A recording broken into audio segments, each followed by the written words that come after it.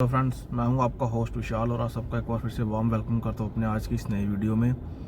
आज की इस वीडियो में जो कनाडा ने एक किस्म से आप कह सकते हो कि शॉकिंग जो कुछ चेंजेस किए अपनी इमिग्रेशन पॉलिसी में, हम उसके बारे में बात करेंगे। उसके बारे में हम ये बात करेंगे कि उसमें उन्होंने क्या क्या चेंजेस किए हैं और उसका इम्पैक्ट क्या होगा जो इंटरनेशनल स्टूडेंट्स हैं उनके ऊपर, जो भी आ रहे हैं, जो आ चुके हैं उन सब के ऊपर, जो यहाँ पे पीआर नहीं है, जो यहाँ पे टेम्प्रेरी रेजिडेंस है उनके लिए भी, और जो यहाँ पे स्टडी कर रहे हैं उनके लिए भी। तो उन्होंने वहाँ पे ना मतलब कुछ ज़्यादा ही बड़े चेंजेस जो हैं वो उन्होंने कर दिए हैं। तो इस पर हम पूरा आपको बताएंगे वर्क परमिट का क्या बनेगा, किसको मिलेगा किसको नहीं मिलेगा, कब मिलेगा, कितना मिलेगा, कैसे मिलेगा, वो सारा, और जो बच्चे प्रोटेस्ट कर रहे हैं उनका क्या होगा, सारी बात हम डिटेल में करेंगे। तो सबसे पहले जिन्होंने जो मेरी वीडियो आज पहली बार देख रहे हैं, मेरा चैनल सब्सक्राइब नहीं किया, काइंडली सब्सक्राइब इस चैनल, क्योंकि इस चैनल पे आपको ऐसा ही कंटेंट जो मिलता है सबसे पहले मिलता है। सो आप चैनल को सब्सक्राइब करो, तब तक हम अपनी वीडियो को स्टार्ट करते हैं। वो किया उन्होंने वर्क परमिट्स के ऊपर, जो पीजीडब्ल्यूपी बच्चों को मिलता है, उन्होंने सबसे पहला जो चेंज है वो उसके ऊपर किया। कनाडा गवर्नमेंट ये समझती है कि यहाँ पे मतलब उनको ये लगता है कि सारे बच्चों को पीजीडब्ल्यूपी देना जो है वो ठीक नहीं है, तो उसके लिए उन्होंने उसको बंद तो नहीं किया, क्योंकि ये मेन एक जो आप कह सकते हो कि ऐसा शो पीस है जिसको वो दिखाते हैं, जिसके ऊपर वो बच्चों को यहाँ पे अट्रैक्ट करते हैं कनाडा आने के लिए। तो उसको उन्होंने डायरेक्टली बंद नहीं किया, बट वो उसको सीधा बंद कर भी नहीं सकते, क्योंकि ये उसका एक मेजर जो है वो पार्ट है वर्क परमिट का।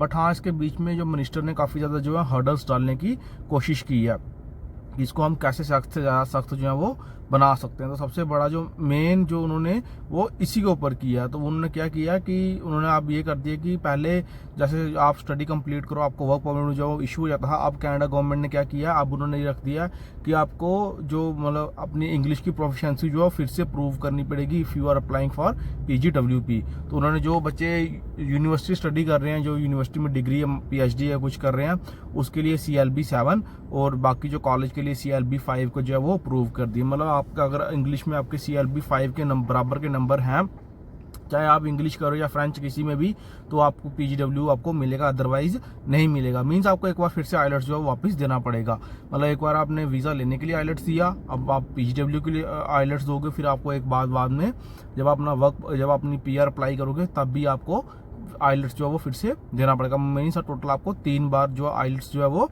देना पड़ेगा। कनाडा गवर्नमेंट ने ये वाला जो मेन रूल लगा दिया, क्योंकि इसके पीछे कनाडा गवर्नमेंट ये समझती है, उनका जो मतलब रीज़न ये है कि वो कहते हैं कि हमें जो लेबर मार्केट से जो इनपुट मिल रही है, वो जो एम्प्लॉयर वो ये कहता है कि बच्चों को यहाँ पे इंग्लिश की जो है प्रॉपर समझ नहीं है, वो इंग्लिश में कम्युनिकेट नहीं कर सकते। उस वजह से वो उनको लगता है कि कई बच्चे मतलब जो है फेक आइलेट्स या फेक पेपर आइलेट्स के बैंड्स लेके आए हैं, किसी और ने दिया है, जो कुछ भी बैक होम उन्होंने किया, तो वो सोचते हैं हमारे साथ बच्चों ने फ्रॉड किया। क्योंकि कनाडा गवर्नमेंट को इतना मतलब तगड़ा वाला बैकग्राउंड चेक नहीं करती जब वो वीज़ा देती है। तो कनाडा गवर्नमेंट ने ये शर्त अब यहाँ पे डाल दी है कुंडी कि मतलब जब किसको पीजीडब्ल्यूपी लेना तो पहले वो अपनी इंग्लिश प्रोफिशिएंसी को यहाँ पे प्रूव करे, क्योंकि यहाँ पे वो फ्रॉड नहीं हो सकता जो कई लोग बैक होम में करते हैं। हम सुनते हैं कि लोग पैसे देके आइल्स के बैंड लेते हैं या पैसे देके आइल्स पास करते हैं, तो उनको लगता है कि लोग वहाँ पे इलीगल तरीके से बैंड्स का एक्वायर करते हैं, फिर यहाँ पे आ जाते हैं, उससे उनको इंग्लिश जो है वो नहीं आती। तो उन्होंने उस चीज़ के ऊपर जो है नकेल कसने के लिए, उस चीज़ को कंट्रोल में रखने के लिए उन्होंने अब यहाँ पे पीजीडब्ल्यू पे भी आइल्स का जो है वो CRS 5 या CRS 7 के बराबर कर दिया, जिससे अब आपको या तो इंग्लिश में या फ्रेंच में ये स्कोर अटेन करना पड़ेगा। अब उससे होगा क्या कि कुछ बच्चे जो हैं वो इससे फिल्टर आउट हो जाएंगे। अब ये नहीं पता कि वो फिल्टर आउट होकर करना क्या चाहते हैं, बट हाँ कुछ बच्चे फिल्टर आउट हो जाएंगे, जो बच्चे इसको नहीं क्रैक कर पाएंगे, फिर उनको जो आगे पीजीडब्ल्यूपी नहीं मिलेगा। और ये जो रूल है वो 1 नवंबर से पहले अगर आप पीजीडब्ल्यू अपना अप्लाई करते हो, आपको कोई ट्रस्ट नहीं चाहिए। 1 नवंबर या उसके बाद की जितनी एप्लीकेशन है उनके ऊपर पीजीडब्ल्यूपी जो है वो पीजीडब्ल्यूपी आइलेट्स के बैंड्स या इंग्लिश प्रोफिशिएंसी CLB 5 या CLB 7 के साथ जो है वो मिलना स्टार्ट हो जाएगा। तो अगर किसी को है वो ले सकता है पहले, तो पहले ले ले, अदरवाइज उसके बाद उसको आइलेट्स पास करके या CLB 7 या CLB 5 लेके ही अपना जो पीजीडब्ल्यूपी वो जो मिलेगा। और इसके बाद मार्क मिलर ने एक स्टेटमेंट और कही है, उन्होंने कहा कि हम इसके थ्रू टोटल 1,75,000 जो पीजीडब्ल्यूपी को कट करना चाहते हैं अगले 3 साल में, कि हम 1,75,000 बच्चों को 2023 के मुकाबले इन 3 सालों में कम पीजीडब्ल्यूपी जो इशू करेंगे, just because of this filter. एक तो ये हो गया कि वो ये वाला फिल्टर जो है वो लगाने जा रहे हैं। और उसके बाद जो दूसरी अपडेट उन्होंने की है, तो ये कहा उन्होंने कहा कि जो बच्चे उसके बाद जो मतलब इंटरनेशनल स्टूडेंट कॉलेज प्रोग्राम से अप्रूव होंगे, जो मतलब जो 1 अक्टूबर इस मंथ से, अगले मंथ से, कि जो 1 अक्टूबर 2024 का जो कॉलेज प्रोग्राम से ग्रेजुएट मतलब अपना डिप्लोमा लेंगे, उसके बाद सबको PGWP जो है वो नहीं मिलेगा। उसके बाद वो देखेंगे कि जो उन्होंने प्रोग्राम किया उसकी मार्केट में डिमांड कितनी है, उस डिमांड के बेस के ऊपर उनको PGWP दिया जाएगा। मीन्स कॉलेजेस को इसमें से अब आउट किया जा रहा है। जो कॉलेज लर्निंग प्रोग्राम्स हैं, अगर आप यूनिवर्सिटी से करते हो तो आपको सबको PGWP मिल जाएगा, वही जो CLB 7 CLB 5 को अप्रूव मीट करके। बट अगर आप कॉलेज से स्टडी कर रहे हो तो फिर आपको शायद वो ना मिले। उन्होंने कहा कि जो बच्चे कॉलेज से करेंगे अपना डिग्री या डिप्लोमा, उसके बाद उनकी जो लेबर मार्केट की डिमांड्स को माइंड में रखते ही उन बच्चों को अप्रूव किया जाएगा। उन सबको मतलब हम नहीं देंगे, जिस भी प्रोफेशन की मार्केट में डिमांड होगी सिर्फ उसी वाले को हम जो PGWP देंगे। एक तो ये हो गया। और उसके बाद उन्होंने कहा कि जो तीसरा उन्होंने मेन जो चेंज किया वो किया है स्पाउजल के लिए। पहले ये था कि जो मतलब खाली spouse just during study spouse उन्हीं को मिलता था जो मास्टर डिग्री या PhD या यूनिवर्सिटी की डिग्री करते थे। तो उसमें उन्होंने कट ये लगा दिया कि अब उसी को मिलेगा कि जिसकी मास्टर्स या PhD जो है 16 मंथ से अबव है। अगर किसी की डिग्री जो है मास्टर्स की या PhD की 16 मंथ से छोटी है तो उसको फिर वो नहीं देंगे, वो भी उसका भी स्पाउस उन्होंने काट दिया। उस वजह से भी क्या होगा, काफ़ी हद तक जो वो सोचते हैं कि जो स्पाउसल वीज़ा उसमें रिडक्शन जो है वो हो जाएगी। अगर आप डिग्री या डिप्लोमा डिग्री करने आ रहे हो कनाडा में तो ये कोशिश करें कि आपकी डिग्री जो है वो 16 मंथ से ज़्यादा की हो, यूनिवर्सिटी की, और 16 मंथ से ज़्यादा की हो। उससे अगर छोटी है तो फिर आपको जो वो नहीं मिलेगा। उन्होंने पहले भी हम किसी को भी जो है वो अब वर्क परमिट एक्सटेंशन नहीं देंगे। जब हम पिछली वीडियो में मेरी बात कर रहे थे, जो बच्चे यहाँ पे बैठे हैं प्रोटेस्ट के ऊपर, उन्होंने उनको भी अब साफ मना कर दिया कि अब कनाडा गवर्नमेंट की तरफ से कोई भी जो वर्क परमिट की एक्सटेंशन है वो नहीं आएगी। अब उनके लिए मीन्स एक तरह से दरवाजे कनाडा गवर्नमेंट जो है वो बंद करती जा रही है। बट अब दिक्कत देखते हैं कि वो बच्चे प्रोटेस्ट कर रहे हैं, अब देखते हैं पहले कौन पीछे हटता है, या गवर्नमेंट हटेगी या वो बच्चे हटेंगे।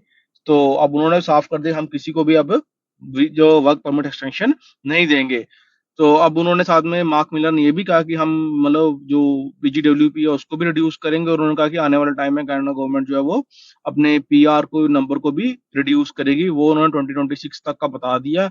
ये 2026 के बाद कनाडा गवर्नमेंट अपने जो PR के नंबर है उसको रिड्यूस करेगी। हालांकि 2025 में जो कि इलेक्शन है, कनाडा गवर्नमेंट पता नहीं 26 में आती भी है ये वाली लिबरल गवर्नमेंट या नहीं, बट उन्होंने हाँ रोड मैप उन्होंने 2026 का भी बना लिया कि 2026 के बाद जो PR के नंबर है उनको रिड्यूस करना स्टार्ट कर देंगे।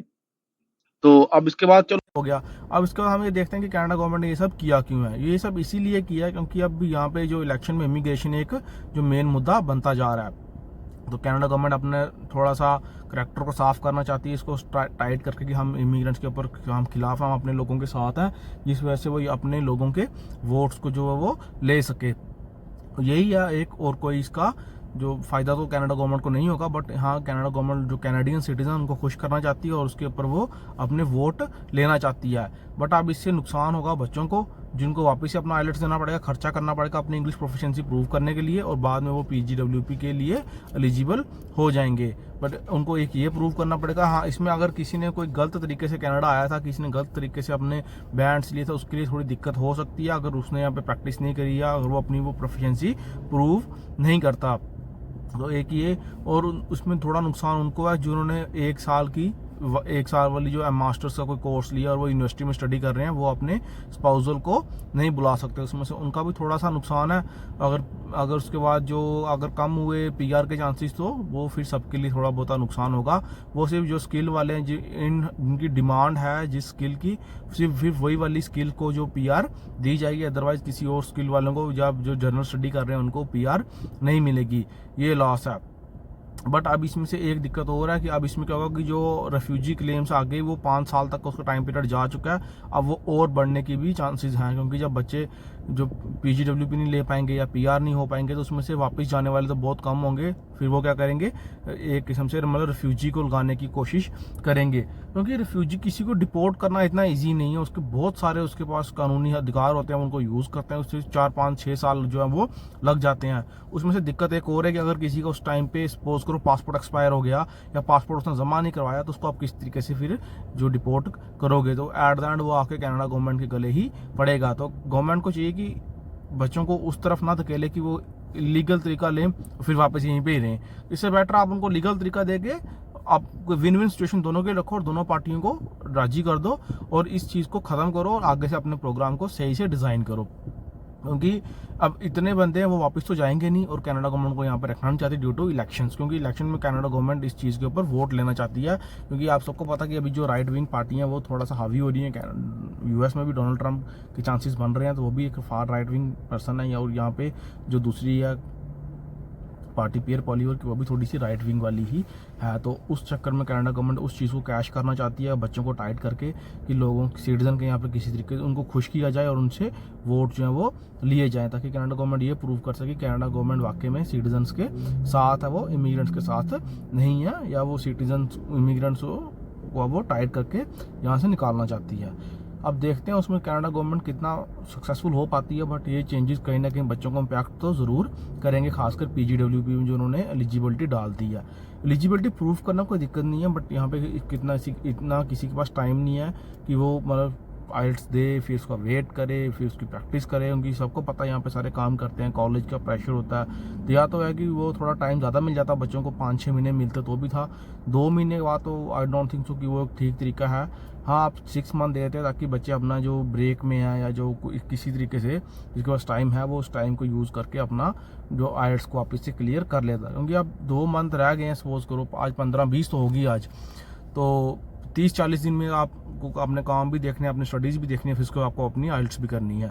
तो कहीं ना कहीं फाइनेंशियल बर्डन भी है और थोड़ा सा बच्चे के ऊपर साइकोलॉजिकल प्रेशर ऐसे भी आ रहा है।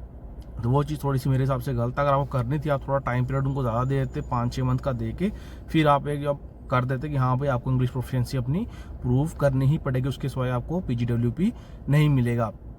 अब कनाडा को दूसरा ये जो है कि हम एक्सटेंशन नहीं देंगे, अब वो तो डिपेंड करता है कि अब वो कनाडा गवर्नमेंट को किस तरह से करती है, उसमें हम कुछ नहीं बोलते, दोनों तरफ से ही ठीक है। वो बच्चे प्रोटेस्ट कर रहे हैं, वो भी हैं, बाकी भी हैं। तो अब ये क्योंकि इसके बाद 2025 के एंड तक तो 5 लाख से ज़्यादा वर्क परमिट जो है एक्सपायर हो रहे हैं। तो देखें कनाडा गवर्नमेंट उसको कैसे टैकल करती है। अब उतनों को मास डिपोर्ट करती है, वो खुद जाते हैं, या कनाडा गवर्नमेंट को क्या कोई नया ऑफर देगी, ये उस चीज़ पे डिपेंड करता है। या बाकी इतना कोई आसान काम नहीं है, आप बोलो इतना ही आसान नहीं है इतनों को डिपोर्ट करना, वो एक काफ़ी लेंथी प्रोसेस है। और इससे जो है अगर रिफ्यूजी क्लेम जो है वो और बढ़ेंगे, जैसे जेन्युइन रिफ्यूजी भी जो है वो पीछेगा और दूसरा वाला जो ऐसे क्लेम कर रहा है वो भी इसमें पिस जाएगा। और बाकी जो उन्होंने किया है कि मास्टर्स का, वो तो चलो कोई वो देखा जाएगा जो होगा।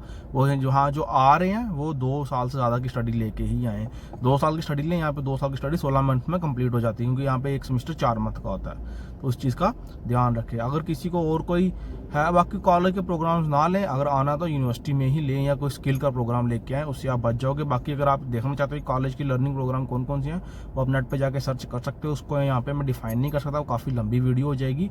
आप खुद नेट पे जाके सर्च कर लो जो आना चाहते हैं, और उन प्रोग्राम से बचें। सिर्फ डिग्री लेके या यूनिवर्सिटी में ही आएँ तो ही आपका फ़ायदा, और वो लें जो स्किल इन डिमांड है। तो ये थी वीडियो आज की। अच्छी लगी हो लाइक करें, कोई डाउट है नीचे कमेंट करें। Thank you.